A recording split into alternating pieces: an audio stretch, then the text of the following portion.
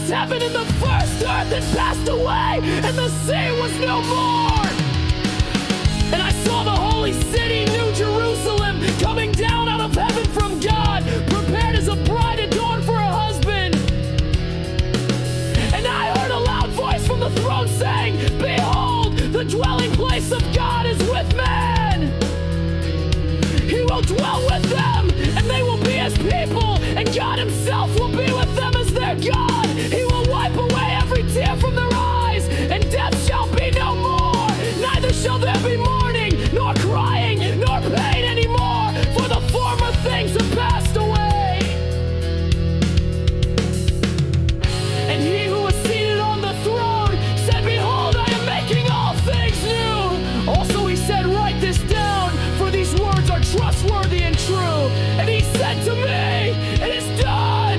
I am the Alpha and the Omega, the beginning and the end. To the thirsty I will give from the spring of the water of life without payment. The one who conquers will have this heritage. I will be his God, and he will be my son. But as for the cowardly, the faithless, the detestable, as for mortals, the sexually immoral, sorcerers, idolaters, and all liars, their portion will be in the lake that burns with fire and sulfur, which is the second death.